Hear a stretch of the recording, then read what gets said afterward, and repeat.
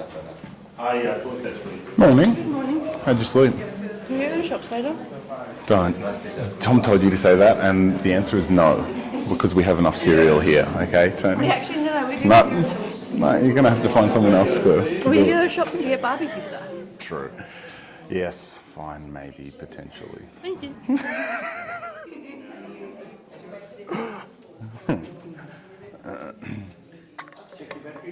Yeah, I don't, yeah.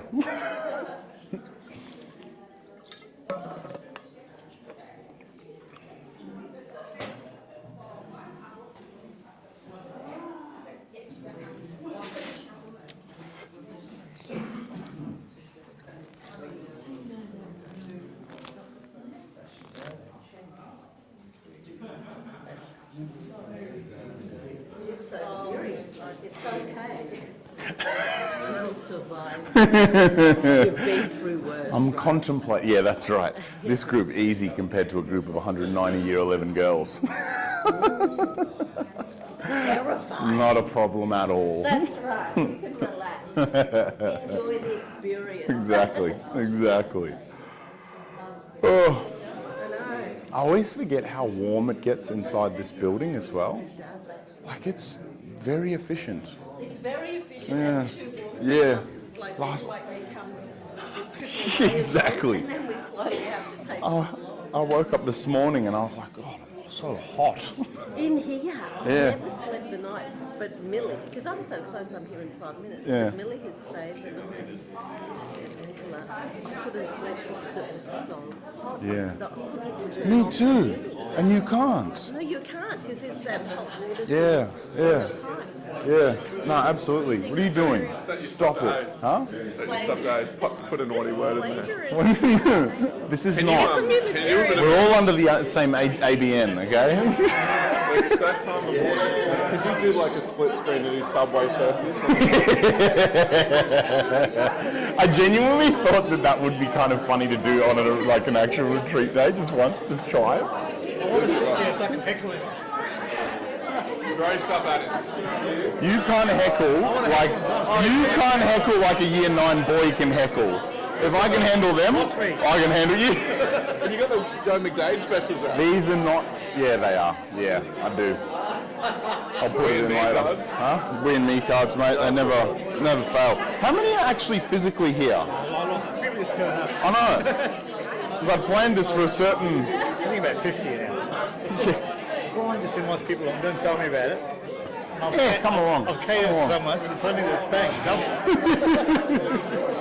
Like last time, the fish and chips, that's what happened.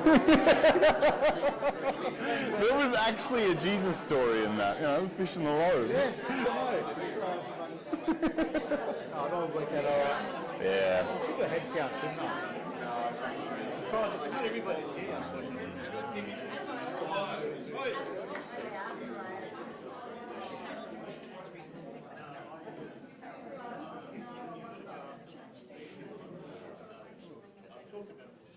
Yeah, about 50. Yeah.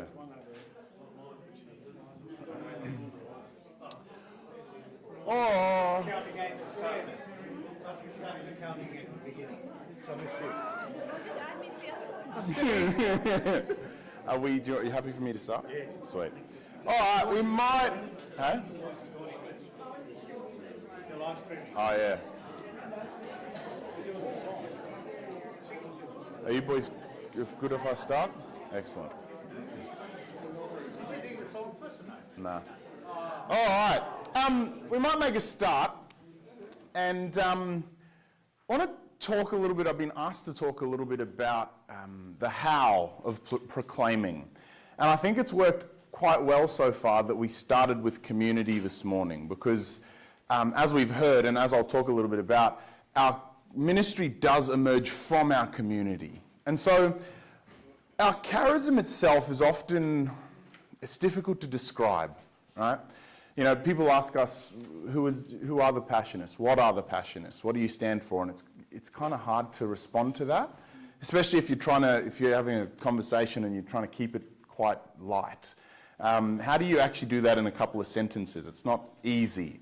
So that's why we often use that phrase, that it's caught, not taught. That usually it's through experiencing the charism that we learn the most about it. And Dennis gave me a little bit of insight recently. We had the staff gathering, and Dennis spoke about this reality that we're one of the few congregations that are founded on community rather than an apostolate, which I think is part of the reason why it's difficult for us to explain who we are and what we do. We don't have a ministry that we focus on, and then our charism comes from that. So for Paul of the Cross, he goes through this sort of an experience, right? He experiences what the charism is, and as a result of that, he then calls companions to himself. He invites others, he creates community to share in that charism. And as a result of that, ministries expand from there. So this is a bit of a different process that we as Passionists go through compared to some other orders, where you might think of the Josephites, education, schools. You might think of the Jesuits, the Dominicans, as similarly, it's learning and it's teaching. You ask a Franciscan and they might say, give you a long boring lecture on creation or something, but had to get it. But my point is, most congregations have got a ministry that their charism flows from. For us, a ministry that their charism is embedded in, whereas for us, our charism is actually founded on community. And so we see that, and I pinched a couple of these quotes from Eric and Gerard's session earlier, in the constitutions themselves, St. Paul gathered companions together to live together and to proclaim the gospel of Christ. We fulfill this purpose through community life and the apostolate. Community comes first, and out of that, the ministry emerges. And so we know that for St. Paul of the Cross, he had a whole lot of various or varied different ministries that he engaged in throughout his life. Spiritual direction, you might even say supervision, Brian, like the modern version of how we would understand supervision today. Letter writing, thousands and thousands of letters that he wrote. Hospice care, there was a bit of that in there. Missions, retreats, preaching. Have I missed any? That's the sort of main ones, I think.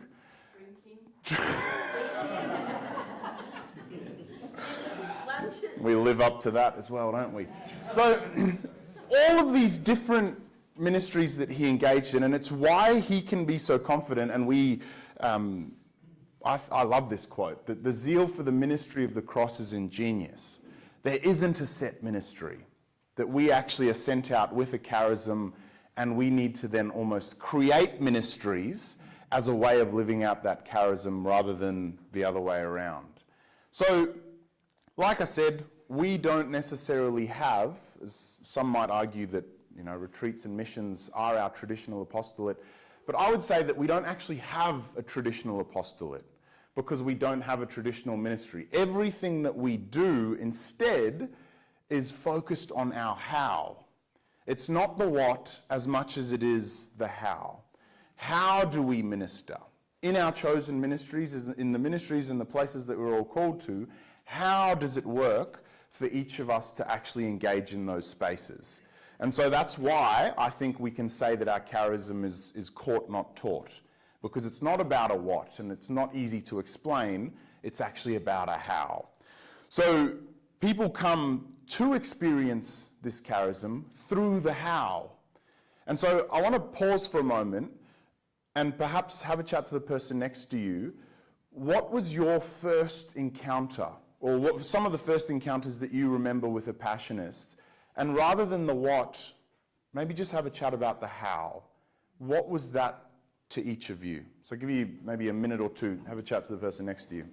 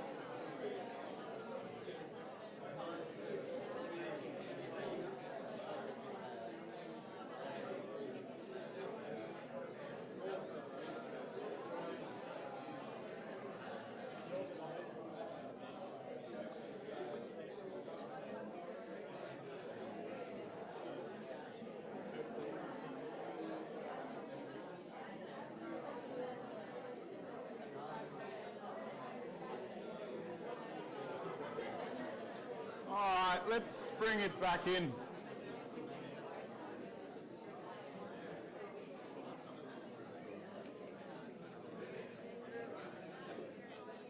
Ah, that's right. Yeah, that's the one we do with the kids. 5, 4, 3. That works sometimes too. So, does anyone want to share? What was the how that emerged for you in your first experience of a Passionist or Passionist life in general? I've never really understood charism. Mm-hmm. I've never pursued it. Yeah. But when I first came here, I just decided myself it was community that was important here. It was important to me. And then I was asked would I help with the gardening, and I love doing that. So you felt a sense of connection through that process as well. I can't do it now, but Yeah. I love doing that. Yeah, it was very open, all about the people. Yeah. One most wonderful spirit and atmosphere and friendliness and openness. So open and all about the people. So that's part of that how there. Anyone else? We need some more gardening. Hospitality. Hospitality. Yeah. Can you talk a bit more about that? Well, my first encounter was when it was either Mary will tell me it was either Father Peter McGrath Yeah. or perhaps Tony Eager came to our parish to introduce family groups. You know, a central part of family groups is hospitality. It's part of welcoming. So you feel that And we sense of experienced hospitality. that on a pilgrimage that Tom McDonald led through Italy in the footsteps of Paul of the Cross. Everywhere we went, we were extended hospitality by Yeah. Passionist community. And I suppose that's that sense of welcome as well. And I know from many people I've spoken to, myself included, when my family first rocked up at the fort, it was that same thing. It was that sense of welcome. We arrived because we were late to our normal Sunday Mass, and the fort usually starts very late anyway.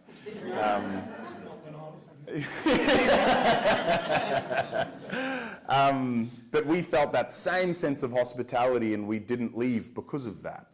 So yeah, there's something at work underneath that. And I want to maybe go, okay, well, what is our how? And I think there's 3 things that I've come up with, and I'd be more than happy to hear from you later on if there's anything I could add to this.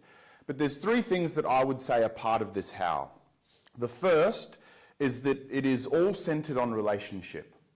Everything we do, our how, revolves around this relationship, and that's based on that call to community that Paul of the Cross has given us and received himself.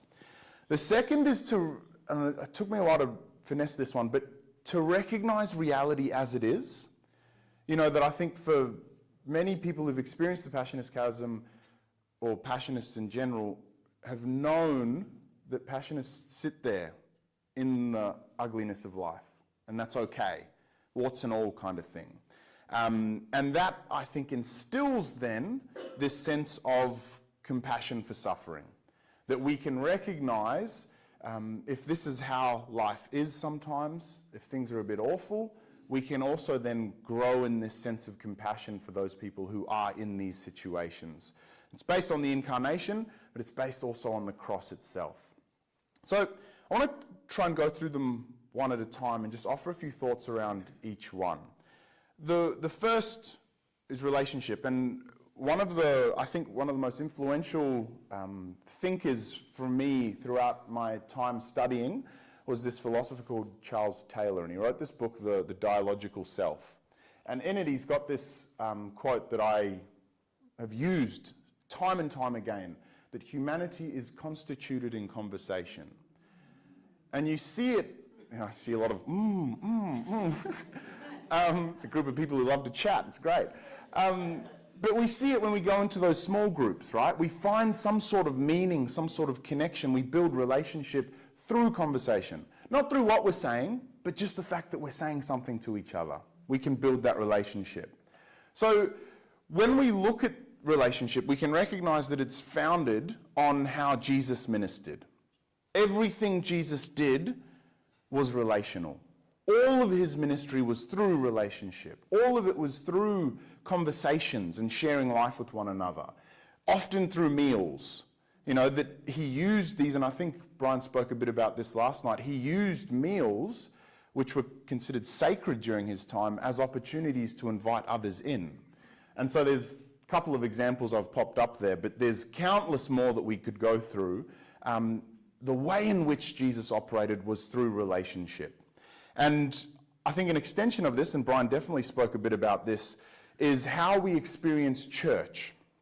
So often for us, we've experienced church, and many people today would still experience church through this model, where you first believe, only once you believe, then you behave well, and only once those two things are completed, then you belong. So it's almost like a checklist you've got to go through before you can be part of this community. Whereas when we look at what Jesus did and how Jesus ministered, he doesn't use that model. He goes through belonging first. That first and foremost, you belong here. You are welcome here.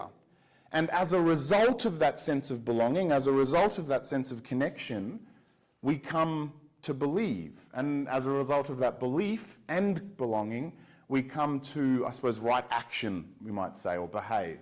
So it flips that in the opposite way. And it tells us something then about what our ministry should look like too. That relationships fundamentally are everything. It's part of everything we do. And it's been, I think, part of our Passionist charism for the last 300 years. That phrase that's always used, as Brian mentioned last night, that we are down to earth. Because we start with belonging. We don't go, well, what do you believe? Are you behaving correctly? You know, only then can you come here. No, it's like, actually, you're welcome here. And that's, I think, underneath is what down to earth means. Belonging comes first. I might not have time to go through these as much as I'd like, but there's a few images here of different scenes in our scriptures. Have a quick chat to and I will also say this, I did create these with AI, but I created them before the Pope's new encyclical. So, chat to the person next to you.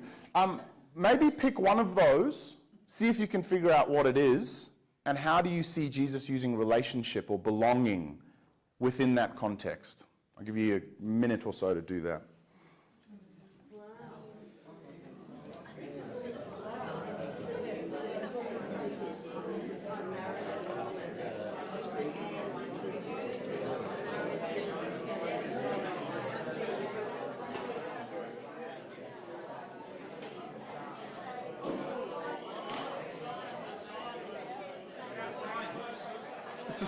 St. Paul of the Cross is saying, nah, mate, you're on the wrong path here. Bring it back in. Yeah, you've done something wrong. You said something wrong. Maybe it was about the French.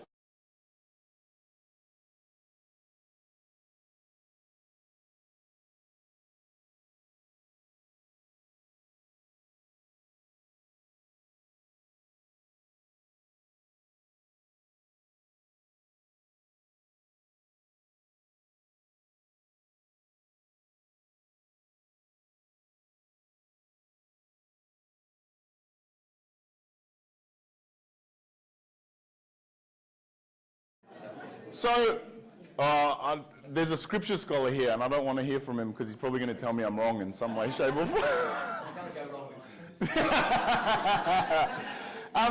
I'm not going to have enough time to go through each one, but we've got Jesus welcoming children, and we know that in Jesus' time, children were barely considered human, so that would have been a really influential thing for him to be saying, no, let them come. They are the ones that kingdom of God belongs to.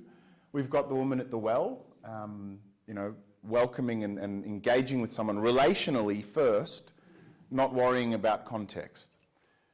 We've got Zacchaeus, you know, someone who was immensely hated. He was like the modern day scammer. Being told, I'm going to come and eat with you, Zacchaeus.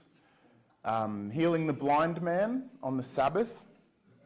The road to Emmaus, you know, he doesn't actually say, I'm Jesus. He starts with connection. Let's talk. Let's walk together. Let's share life together. And only later does that more come. And then, probably my favourite, the moment where he, in his most painful moment, where is his focus? It's not on himself. It's on the relationships that he's fostered around him, in front of him. So relationship is everything for us. And we also recognize it's not just a spiritual reality. There's actually psychology behind this.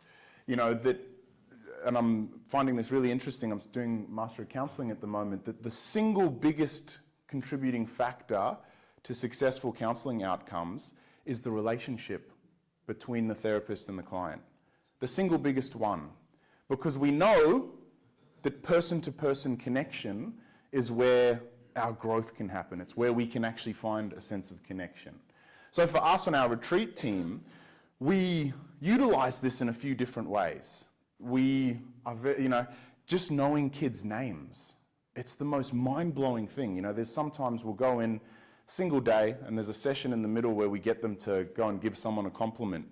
And sometimes we will give an example. We'll say, all right, I want to give you an example of what a compliment looks like. And we'll have picked out a kid earlier in the day for something that they'd done that impressed us. And you sort of go, Brian, I really liked your presentation last night because it was amazing and it gave us so much. And this kid, Brian, sitting there like, me? What? Like, absolutely. Brian had that exact look on his face. But it amazes them. It shocks them. And they sometimes say to us, oh, you remember our name? And it's like, yeah, we do. Connection's important. Meals. I'll sometimes go and sit with students, different groups of students during different meals. And you have these chats with them. And I got an affirmation from one of them recently, and they said, it was really lovely that you just randomly picked us and started talking to us. We really enjoyed that and appreciated it. Just these little things that we do that help build connection. Conversations and jokes, having a laugh. Brian said this last night, but having a laugh is such an easy way to build a sense of connection with the people around us. So I just want to give maybe a bit of an example of what this process looks like, this whole belonging first, then belief behavior. We had this big retreat. Tony, Alyssa, and myself went on it, Catherine Macaulay College in Westmead. 180 year 12 girls. And huge retreat, 3 days. And we got to the end of it, and we have the affirmation bags that everyone gets to write an affirmation to everyone else, and they pop them in their bags. And we pop ours up as well. And I want to read you one that I received that really moved me, and it, I think, speaks to this process here. She said, thank you for guiding us this retreat. I'm going through a really crappy time of life, a time where even my faith, my relationship with God is gradually deteriorating. I feel sad most times and I don't have energy. Coming to this retreat wasn't something that I was keen on going to. However, I've found hope. You've instilled hope in me. Thank you so much. Now, my guess is that was written after our final session, where in the very beginning, we run them through a whole lot of icebreakers, and we gradually get a bit deeper. We don't talk about faith at all. And the final session on the final day, after the whole experience, when they've learnt that it's safe, when they've learnt that it's okay, when they've learnt that they're part of this, we then talk about God, and we talk about the human condition, and we talk about the difficulties, and we talk about the struggles. And it's usually in that moment that students are then going, wow, I can actually hear this, I can receive this, because of this process of belonging that we've crafted in the lead up to. If we'd have done that same session on the first day, eyes would glaze over. But I've found that it's one of the sessions where students are most engaged in, because they've been through this process of I belong first, and they can receive something differently at the end. I'm going to skip over these last few little bits and go to recognizing reality. That we hear these common messages, whether they're in ministry spaces or life in general, and I'm sure there's going to be some of you who will relate to these. Amidst pain, everything happens for a reason. This is all part of God's plan. Things will get better. God loves you. So, what's underneath these messages? Because we hear them often. And having been in the funeral space quite a bit over the years, we hear people saying these things often. Family members will come in and say these things. I think what's underneath them is that all of them are suffering averse. They don't want to recognize what's actually happening here. And more than that, the real message, I think, is saying, I'm uncomfortable with your suffering right now. So I'm going to tell you that it's going to be okay. I'm going to tell you that God still loves you. I'm going to tell you that it's part of God's plan. I'm going to tell you that life's okay, carry on, it's all good.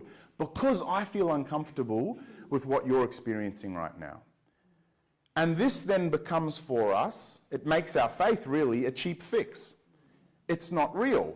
It is a rejection of the reality that someone is in right here, right now. Because we feel uncomfortable, we want to move past it. And Pope Leo said in his latest encyclical, there's this beautiful line that the proclamation of the gospel cannot overlook the concrete lives of people. It has to be in what people are going through. It has to recognize the reality of where people are. And we think of these two encyclicals because it's very topical right now. The previous Leo with Rerum Novarum in 1891 was this huge, arguably the most influential document leading into the 20th century, which spoke about the works of the rights of workers. It led to, I think, the union movement. During the Industrial Revolution, we saw this stripping away of human dignity. And the Pope wrote this encyclical in order to restore that. We see the newest Leo writing this new encyclical, which is very similar. We are in a similar Industrial Revolution, and we see similar things happening. He writes this with the intention of saying there are very concrete and real things that we need to recognize in front of us. Now, both of those received pushback. Both of them received critique because of that fear. You know, Pope Leo, newest Pope Leo, he even writes that there. He says, some objected that the church should not waste energy on worldly matters. We should be focused on eternal life. We should be focused on saving souls. But he says, no, that's actually not what the church is here to do. It's part of it, but we actually need to focus on what's in front of us. And I think the reason there's this pushback is because of the risk, the fear of recognizing what's in front of us. And Henri Nouwen talks about this risk. Who can listen to a story of loneliness and despair without taking the risk of experiencing similar pains in their own hearts? In short, who can take away suffering without first entering into it? We can't ignore the reality in front of us. And I think that becomes part of our how. That we're okay with sitting and being uncomfortable in a bit of suffering. The students that we face today, there's complex issues that they're going through. Brian spoke about this last night. Mental health issues, isolation, loneliness, all exacerbated by social media, technology in general. And we have found that entering into those issues is actually one of the key ways in which we can explore them properly and give students avenues to keep walking this journey. We have this session called Looking Behind the Mask, and some who've led retreats in the past will probably recognize this. It used to be called Sometimes I Feel No Good. We've now called it Sometimes I Wear a Mask. We get all the students to write on a card, sometimes I wear a mask, maybe it's because, and they finish the sentence. Pop them all in a box in the middle of the room, they're all sitting in a circle, and their teachers hop up and they read out every single one of those cards. Sometimes it takes half an hour, 40 minutes, and it's just on and on and on. And you can hear a pin drop in that room. Because all of the hurt, all of the isolation, all of the loneliness, all of the rejection comes out in these cards. And often we have teachers saying, at the end of that, if they haven't seen the whole process, they go, that was too much. Well, we probably shouldn't be doing that. It might not be safe for the students. It might be this, it might be that. And it happened just the other day, Mercy College in Coburg. There's a new contact there. At the end of that session, she came up to me and said, I'm not really sure about that. I don't know if we want to leave the students there. That's umming and ahhing. Came to the next session, did a liturgy where they get to actually express affirmation and apology and reconnect. And I was watching her face the whole time, and she just had this massive smile on her face because she could see, and she said it to me afterwards, you guys have actually tapped into something here that's powerful, and giving them that space to do it is powerful. We had at this same retreat recently, there was a student, her name was Michaela, and she came up to us. It was a 3-day program, like I said, 180 girls. She came up to us at the beginning, and she'd heard from the previous year level what was going into this, and she said, I hear that tomorrow night we get to apologize to someone. Oh, I don't have anyone to apologize to. I'm not sorry for anything I've done. And I was like, okay. But I was like, okay, but there's something under that, right? No one just says that out of the blue. There's something under that. So I thought, okay, I'll try and have some conversations, connect with her over these few days.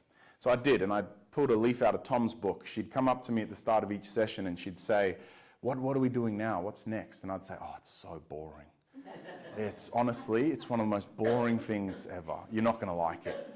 And she's cottoned on, and that night, when they're about to say sorry to each other, she comes up to me, she says, what are we doing? I said, oh, honestly, this is the most boring part. And she goes, why have you put tissue boxes everywhere? And I was like, because it's so boring. Sometimes people cry at how boring it is. And the beautiful thing that happened during that was she went up and she apologized to someone. And it was she came up to me afterwards and she told me. She said, it was my best friend. We've been best friends for 14 years. And at the start of this year, we had a fight and we haven't been speaking since. But I went up to her and I apologized and we both started crying. And she said, not only that, but afterwards I called my mum and mum was crying too. And that for me is this process of recognizing reality in front of us, right? We can see that there's struggles and difficulties, but we can also then utilize that to offer what comes next.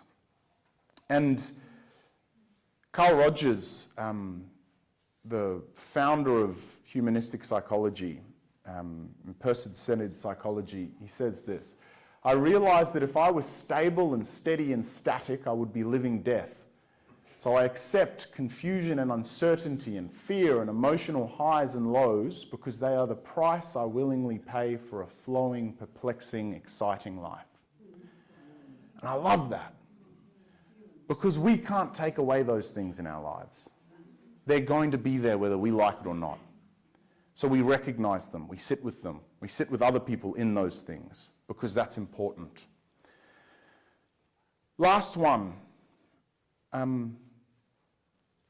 Have a chat to the person next to you. This is obviously the Garden of Gethsemane.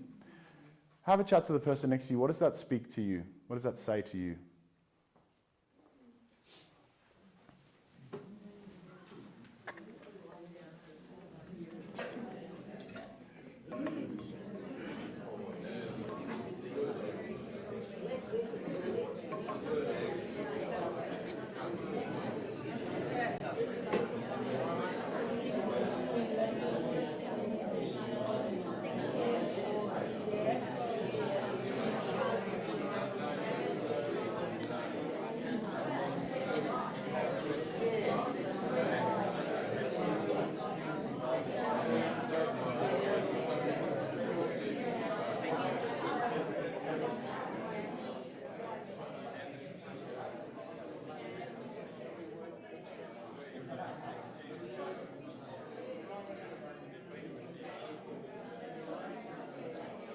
All right, we might bring it back in. So this painting, which I find immensely moving, is a painting by Adam Abram called Gethsemane.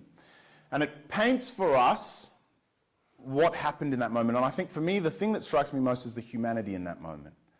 That Jesus genuinely felt immense pain, immense heartache, immense uncertainty in those moments. And we hear it in Matthew, sit here while I go over there and pray. I'm deeply grieved, deeply grieved. Now, St. Paul of the Cross knew deeply as well that the suffering of Jesus is something he had experienced as well. And we know the different stories of how his early life was. There was a lot of suffering, there was a lot of struggle. And from that, it created this deep sense of compassion within him. That if I've experienced it, Jesus has experienced it, others experience it, I can be there as well, because I know that. And so for us, and I'll explain this photo in a second, but for us, our sharing in this grief, our being present to this grief, I think is life-giving. Now, it sounds strange to say that, but I think it is life-giving. When we finish some longer retreats, especially these 3-day ones, it's immensely moving for us. And I find that it can be really difficult. I'm exhausted at the end of some of these bigger programs because I'm so moved. And this is this photo, it wasn't a 3-day program, but it was a single-day program a couple of weeks ago where I had just sent the kids to do this string ritual. And they were all in the middle, and they were all crying, and they were all hugging each other, and they were all laughing. And I was sitting there watching this. And I honestly, I've done it hundreds of times. I cry just about every time because of the depth. Now, I was sitting there having a little tear in my eye. And I'd asked Laura, one of our other team members, to get some photos and videos of the day for our social media. And she was like, smile. And I was like, oh, no. But I can't help but be moved by that. You know, the depth that these kids have, their struggles, their hurts, their pains, the things that they are experiencing are so real. This one, it nearly broke me the other week. Another affirmation a kid wrote, thank you for being so unmale. But she went on to say, because you've created something that allows us to feel safe and comfortable here. And that broke my heart. What is her experience of what masculinity means, what it means to be a male? But also, how beautiful is it that we get to go and actually create spaces where they're going to come away from that with a different experience of something, anything. And it really, really moves me. But it's also life-giving. Because coming away from that, I feel my own sense of life in general is deepened. I feel this deeper sense of connection to who I am, to what I'm doing. I feel this deeper sense of connection to my faith. I feel this deeper sense of compassion. Because I can look out in big groups now and I can know that there's stories of hurt and pain and suffering here. And that's so humbling. Because that's reality. But there's also compassion in that. So, I'm a little bit over time, so final slide. There is a certain perennial nature to this. And I'm sure there would be similar stories if we spoke to some of the guys who crafted many of the sessions that we still do 50, 60 years ago. There'd be similar stories from them. But the question is always, how is our how in need of adaptation right now, right here? You know, how is our how in need of maturation, of growth? Because humanity's constantly changing. The world around us is constantly changing. Underneath that, though, our how is continually giving. But it might look a little different. But the how is still there. So, how do we ensure that our how continues to be life-giving? I've got a few, and I haven't printed these off, so you might like to take a photo of them as we go into some small group discussions. But there's a few questions here. What is your own how? How has this how, that word's going to get very sick, been influenced by our own shared Passionist how? What is one way in which you've seen the Passionist how at work in your own life? And finally, how would you like your own how to continue growing within your own Passionist context? Thank you. We'll head into small groups.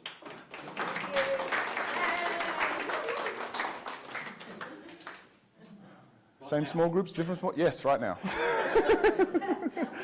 Thank you for everyone joining us online. I think we're done. Feel free to carry on chatting. What time are we back again? Next one is at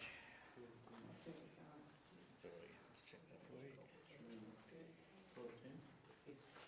Yeah, so break. 10 past 12. 50 then. The idea, depending on the weather, was that apart from this group discussion, people might just have the time on their own if they want. So just for now, I suggest you go back to the same venues where you met last time. Cool. I've got a message from.